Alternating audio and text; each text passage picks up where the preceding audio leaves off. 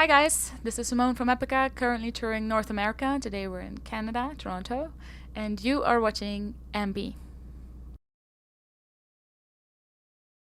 Hey everyone, it's Leisha from AMBY, and I would like to welcome you to our interview with Simone from Epica. Hello. Hello, how are you? I'm good. How are you doing today? Great. I just want to say thank you for joining us before your Toronto show. We appreciate it. Yeah, no problem. Well, I want to kick things off by discussing the Holographic Principle, the newest record release from Epica. Aside from excited, how do you feel that this album is out? It's like another birth, of a child, because you've been brooding this on this egg for so long, and now it's finally released to the world, and everybody is hopefully enjoying it. Throughout the past Epica records, there's always been a theme, whether spirituality, science, philosophy, but on this album was virtual reality. So how did you tackle that as this theme? Well, as you said before, philosophy, spirituality has been a little bit like the cornerstones that we keep on, going back to since the beginning of Epica. And after Design Universe, science has been added, and we always like to mix in recent events. And what's now super popular are virtual reality glasses, and I think it totally fits really well with the holographic principle idea, where through virtual reality we can see that reality can be simulated so realistically that you can never be sure in which reality you are, and if this also is a virtual reality. So very complex. Have you done a lot of those before, where you put the glasses on and you pretend you're somewhere else? I've tried it. Okay. I don't own one myself, but actually my husband owns a really earlier test product from the Oculus Rift, and I've tried the second or the third version, and I was sitting on a boat and I was losing my balance, even though I was sitting on a desk chair. It was really weird. Well, you did a recent Q&A on Facebook, and you're talking about how you were going a little gung-ho, a little crazy with the lyrics, and you really had to tone it back for this album. So what was so crazy about some of the lyrics you were writing?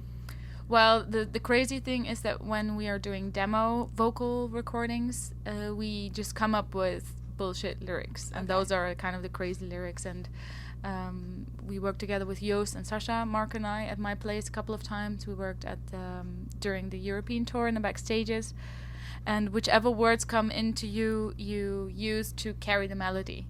But sometimes we can get a little carried away with Sasha when it comes to cheesy lyrics, and then we have to no, if we come up with these lyrics and we record them, even though we've fixed them afterwards. It's all you're going to hear when you're performing. They'll ruin the songs forever. So our kind of dirty minds need to be toned down a little bit. My favorite part on the album, which came to a surprise too many people, is when you sing the line, "It's the funky groove that makes your booty move." Mm-hmm. That's on the funky algorithm. So how did that song come about?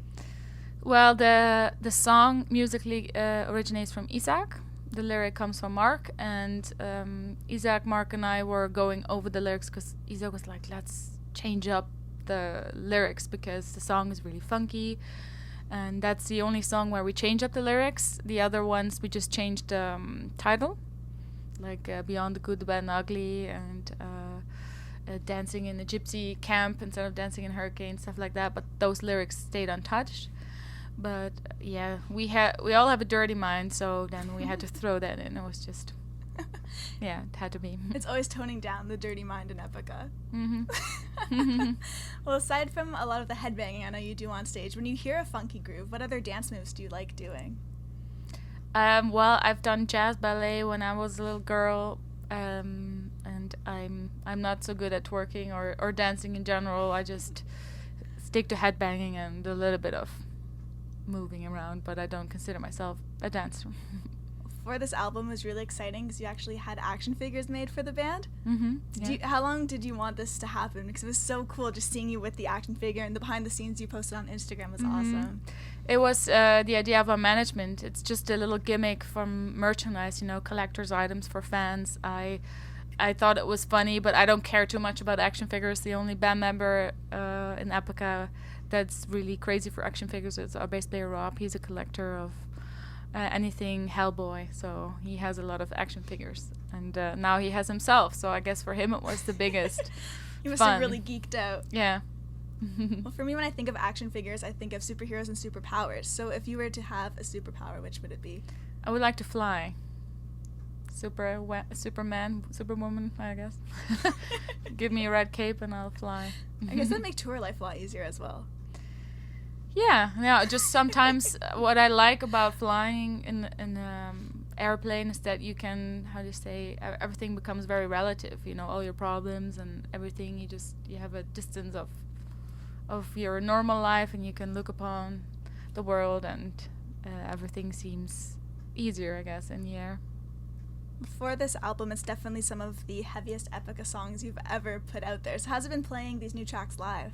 Amazing. Yeah, there's some songs like Beyond the Matrix and Ascension that just are really made to be live songs. And that's also a little bit how we kind of went about when we were writing the songs and finalizing them together with our producer Joost, that we wanted these songs to become live songs, you know.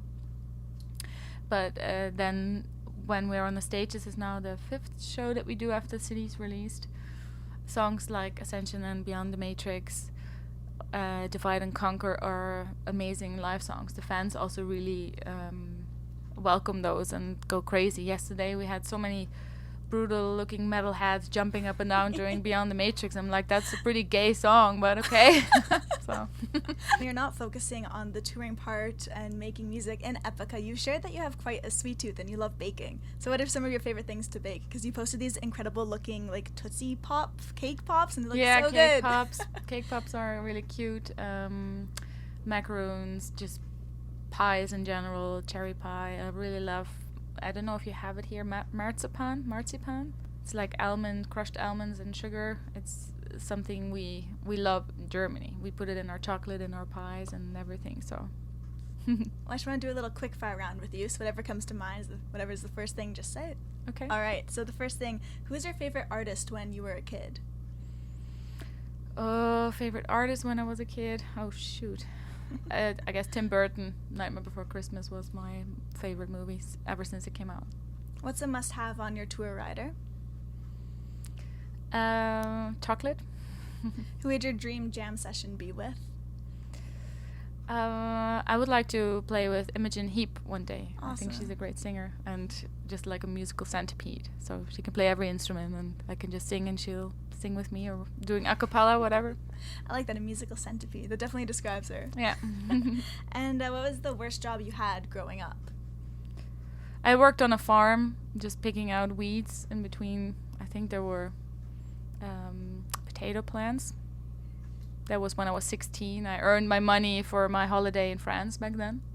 And there were no iPods or MP3 players. I just had my cassette player with me with rock songs. Back then I was into rock and grunge.